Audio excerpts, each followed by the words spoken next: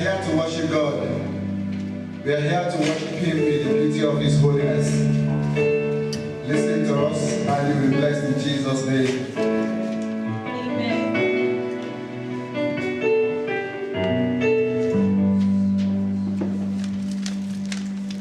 I worship you, great I am.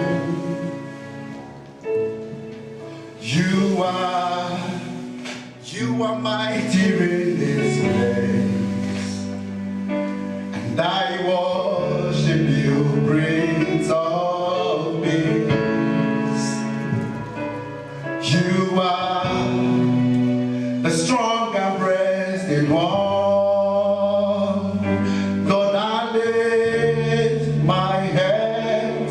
In worship, as I sing.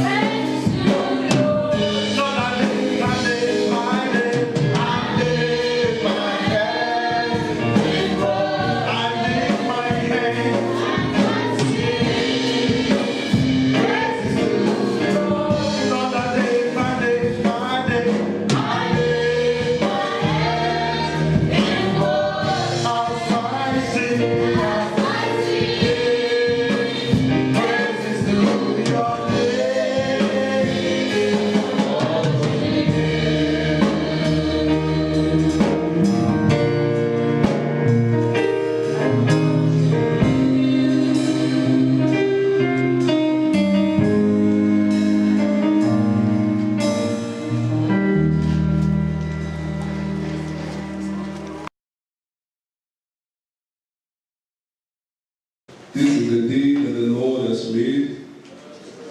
I will rejoice and will be glad in it.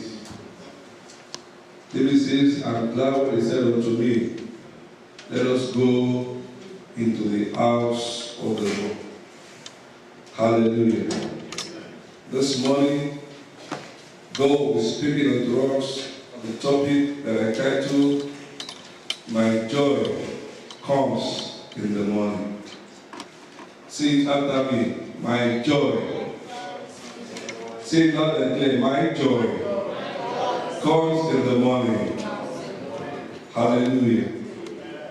Psalm 30, verse 5. Psalm 30, verse 5. For his anger endureth but a moment. In his favor is life. Weeping may endure forever. Is that in the Bible? Weeping may endure for what? For the night. How do we show that the words we open our Bible? Weeping may endure for what? For a night. But joy cometh in the morning. Hallelujah. Is that not exciting to hear that troubles that you are passing through, the troubles that I am passing through, is not permanent. It is just for a while. Praise the living Jesus. This morning, God is said to wipe away your tears. I don't know how long you have been in that tears, but this morning, God has promised He's going to wipe away all tears from our faces in the name of Jesus. Amen. God will turn your tears to a testimony. Amen. God is set here this morning to turn your trial to triumph. Amen. Praise the living Jesus. Amen. God is set this morning to turn your mourning into dancing again. Amen. You can dance again. Tell your neighbor, I can dance again. Praise the living Jesus. The Bible says that weeping may endure for a night, but joy comes in the morning. That is to say, for everything, for every problem that I am passing through, for every problem and difficulties that you are passing through, there's always an expiry date. Amen. If you buy a perishable thing from the market, they always put expiring date. And I'm glad to announce to you this morning that problem will expire this morning. Amen. In the mighty name of Jesus. Amen. Shout a living amen. Amen. Shout a believing amen. Amen. No matter how thick the darkness may be, in the night, sometimes you see some darkness so thick. No matter how thick the darkness will be, it will surely give way to light. Hallelujah. No matter how long the night may be prolonged, no matter how long, for now we're having a longer day, or sometimes in the winter, we're having a very long night. No matter how long the night might be, morning will surely bring forth.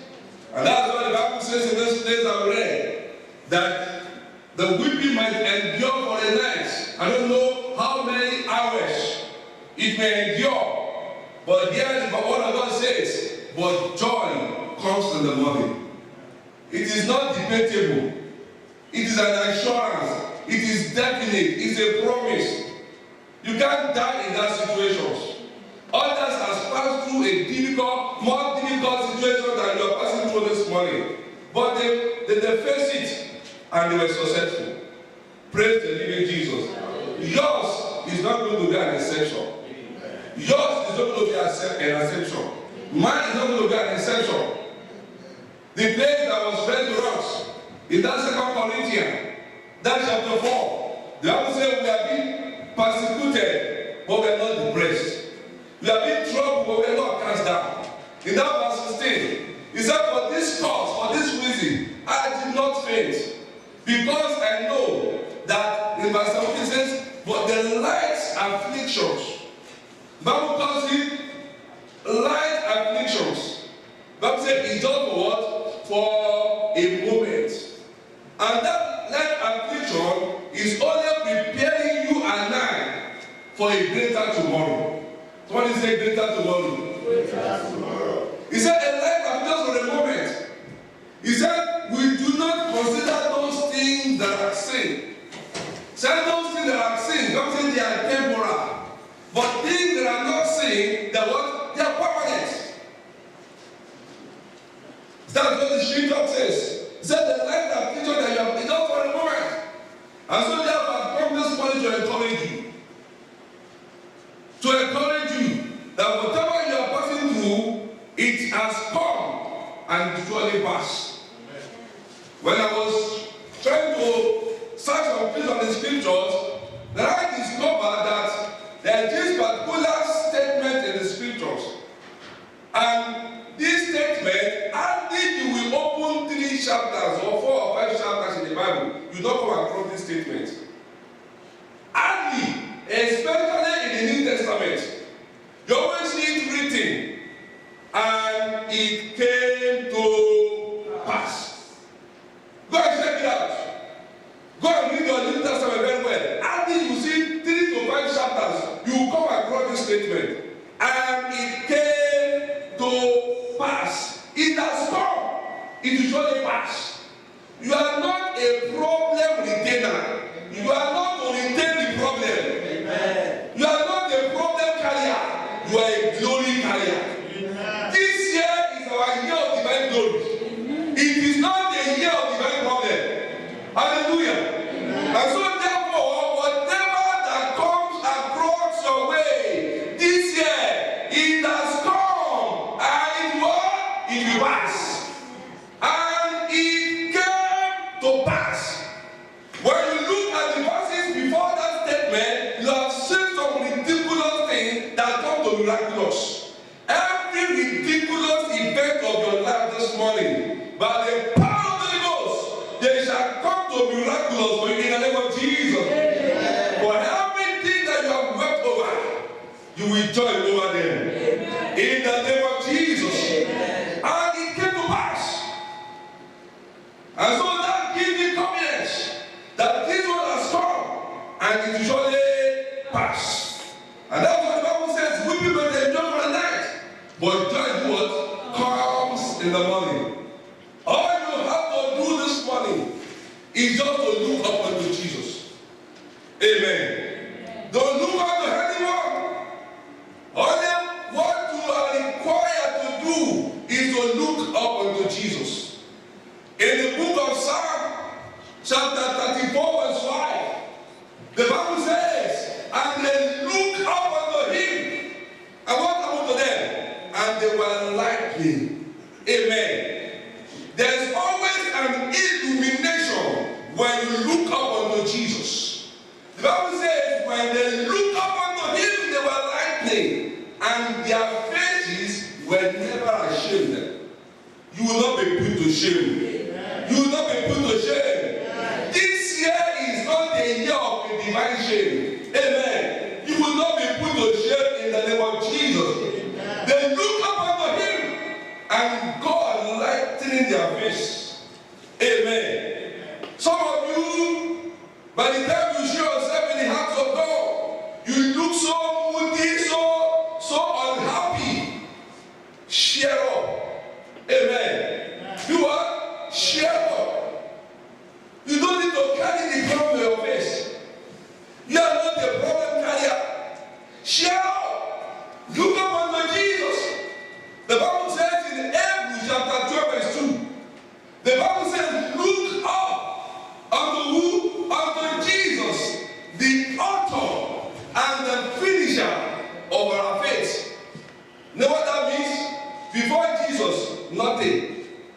And after him, nothing. If somebody is an author and also a finisher, that means before him there was nothing. And after him there will be nothing. Praise the living Jesus. And Bible is telling you this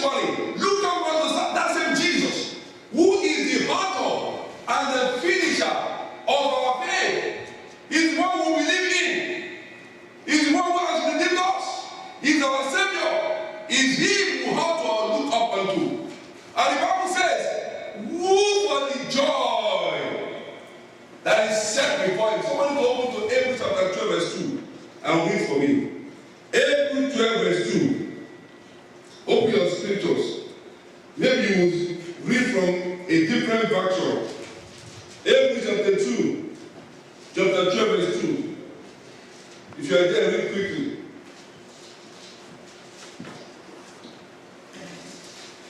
Fixing our eyes on Jesus, the pioneer and perfecter of our faith. Hallelujah.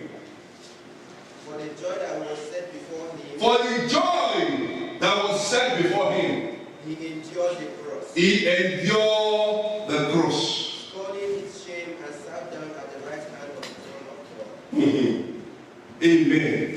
My whole Bible says, he despised the shame. He endured the cross. If God will open the eyes of some of us, even that course that you thought, this course is so difficult, I can't pass it. If God should open your eyes to see yourself in a few weeks or few months, to see the grace that God has given you in that course, you just be at peace. And one of the problems we have in the body of Christ is some of us, the devil is so blind our eyes not to see the joy that is set before us. All what the devil allows us to see is the problem that we are facing. But remember, the Bible says that 2 Corinthians chapter 4 verse 18, that what you can see, that what? They are temporary. Is what you cannot see, that you can only see it by the reason of your spiritual insight, those things that are permanent. And that's what the Bible says. For the joy that is said, Jesus Christ was seen beyond the cross. Amen. The enemy thought it was a bad Friday for him, but God meant it to be a good Friday. Hallelujah. Jesus was seen beyond the cross. He was not seeing the cross. If he was seeing the cross, he would have had all the witnesses to say, no, Jesus, God, I beg, at this point in time, I'm not ready to go. But he was seeing beyond the cross. He was seeing the joy set before him. He was seeing himself at the right hand of the Master. What are you seeing today? Are you seeing a joy that is set before you, or what you are facing now? The Bible says, look up unto Jesus, the hope and the finisher of our faith, for the joy that is set before him. The Bible says he endures the pains of the cross. It can be so painful. I can't begin to imagine myself in that situation. Supposed to be alive, flesh and blood, nailed to the cross. It could be so painful, but he endured it. Why? Because he has seen something. The joy ahead of him, he endured. And my own Bible says, he despised the shame. They did many things unto him, they ridiculed him. You call yourself the Son of God. Save us and save me and save yourself. Far from me, they said many ridiculous things to him, but he despised the shame because he was saying something. You got to have that kind of mind this morning. Hallelujah. And the Bible says, and now he sat at the right hand of the Master. That will be your testimony. Say, that will be your testimony. Say, that will be your testimony. In the name of Jesus. Finally this morning, in the book of Luke chapter 24. And on the third day, when they came to the sepulchre of Jesus, they thought to find him among the dead. But lo and behold, what happened? Verse 5 and 6. Luke chapter 24. Verse 5 and 6. If you are there before me, you can read. And as they were fighting and how their faces to the ground, the men said to them, why do you seek to be among us? He is not here, but he has risen. Remember how we told you while he was still in Galilee. Amen. Amen. Amen. And that came the question, why seekest thou the living among the dead? When the devil was planning to kill Jesus, he thought that would be the end of Jesus' ministry. He thought, I'm going to end this man, I'm going to put an end to his work on that. But little he did know that that would be the beginning of his ministry. If devil knew what's going to happen to Jesus after that day, he would have attempted killing Jesus Christ in the first instance. Amen. And that tells me that there are some things that some of you are passing through this morning. If devil admit that, this thing I'm allowing this one to pass through, it's going to lead to your glory. You can say, no, people, them just leave me alone. Hallelujah. For the Bible says all things work together for good for them that love Christ. So they will did all the good for Jesus. They are not to be captured and led to the cross, but not knowing fully well that he was actually fulfilling the will of God, the purpose of God. All the families, all the brothers of Joseph, they thought they were doing evil. They sold him. They attempted to kill him, but they didn't kill him. They sold him. They thought they were doing evil. You are not going to fulfill destiny. But every attempt was pointing to the direction of his destination. Hallelujah. Every attempt of the devil to lead you will lead you to your destination. In the mighty name of Jesus. They said, let us sell him. Let us sell him. Who fulfill his destiny? They sold him to his place of destiny. Hallelujah. If they had knew that that would have led him to his destiny, they wouldn't do that. Praise the living Jesus. I pray every attempt of the enemy to make you to be down in life shall lead to your setup in life in the mighty name of Jesus. And now behold, Jesus Christ rose from the dead. Amen. And they went there, they didn't see him again because he's not there. Hallelujah. Where the devil thought he has left you, Jesus Christ that resurrected from the dead and shifted position will come to your rescue this morning in the mighty name of Jesus Christ. He has the final say about the back. Devil does not have the final say, but God has the final say. We're going to sing that song and we're going to pray. Amen. He is one that has the final say. Doesn't matter what your lecturer has said about you. You're not going to pass this course. Someone has said in the time past, you say, over my dead body, I'm not going to see you to graduate from this school. And they are only used their mouth to dip their grief. Amen. Someone said, over my dead body, you are not going to graduate. He said it now. So he has used his mouth to dig his grave. Don't worry. Amen. Stop panicking. Hallelujah. Because no man has the final say over you. They are not your creator. God is your creator. He has the final say. What he has promised to do in your life, he will do it. Hallelujah. Miraculously, he is going to do it. He has done it for me several times. He is one that has the final say. Don't say who is he that says it can come to pass when God has not commanded. Somebody say you are going to die before tomorrow. It's only if he sees tomorrow. Somebody said that Monica is going to die before tomorrow morning. But they themselves did not need to see that tomorrow morning. That will be the portion of your enemy in the name of Jesus. Because God has the final say. I don't know what I said concerning you. Stop panicking. Rejoice in the Lord. Because God has the final say. Who has the